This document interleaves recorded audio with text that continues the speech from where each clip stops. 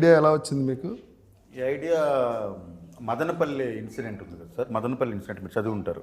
ఒక మదరు ఇద్దరు పిల్లల్ని నోట్లో చెంబులు పెట్టి డంబెల్తో కొట్టి చంపేసింది.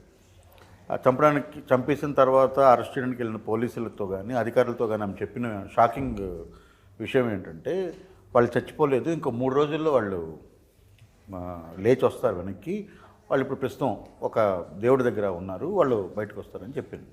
దాని కారణం ఏమన్నా తెలిసిందా సార్? తర్వాత ఎప్పుడన్నా దాని కారణం ఏంటంటే ఇది అప్పుడు కాదు, వాళ్ళు గత 7-8 ఏళ్ళుగా బయట ప్రపంచంతో డిస్కనెక్ట్ అయిపోయి ఉన్నారు. అంటే వాళ్ళు ఏం చేస్తున్నారు ఎవరో తెలియదు. వాళ్ళకి ఒక కారు ఉంది, పిల్లలు బయటకు వెళ్తున్నారు, చదువుకుంటున్నారు, వస్తున్నారు, కాలేజీకి వెళ్తున్నారు, ఆమె వస్తుంది పోతుంది. అంటే నైబర్హుడ్ అంత ఉంది చూసారా, అంటే అంతకు ముందున్న ఏమండి బాగున్నారా, భోజనం చేస్తారా, మీరేంటి మేమేంటి, అదంతా కూడా వాళ్ళు కంప్లీట్గా డిస్కనెక్ట్ అయిపోయారు. వాళ్ళు ఎంతసేపు ఏంటంటే వాళ్ళు బయటకు వెళ్ళడం, రావడం, ఇంట్లో ఉండడం అంతే. సో రెగ్యులర్గా కావాల్సిన ఇంటికి కావాల్సిన అవసరాల కోసం సంపాదించడానికి ఆమె ఒక ప్రొఫెసర్ ఉద్యోగం చేస్తుంది, వాళ్ళకి ఒక కాలేజ్ కూడా ఏదో ఉంది, వాళ్ళ హస్బెండ్ ఉన్నారు. ఆయన ఈ రోజు వరకు కూడా అంటే అప్పుడు నేను కేసు కథ కాదు కదా ఈ సినిమా, కాదు ఓకే. సో అక్కడ నేను కనెక్ట్ అయింది ఏంటంటే ఇప్పుడు ఆ మైండ్లోకి అది ఎలా వచ్చింది ఆమెకి.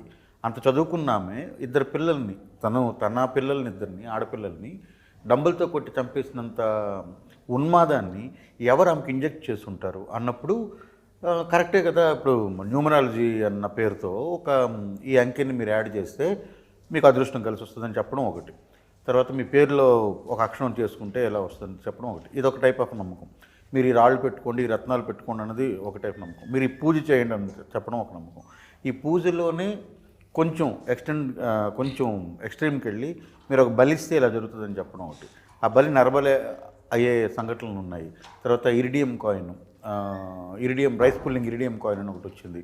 సో ఇలాంటి చాలా ఈ టైంలో కూడా నడుస్తూనే ఉన్నాయి. అవి రీసెంట్గా జరిగిన ఒక కొడుకు తల్లిని అన్నయ్యని చంపేసి వాళ్ళిద్దరు దెయ్యాలని చెప్పి వీడియో తీసి అది అట్లా ఇన్స్పైర్ అయ్యి కథ రాశారు.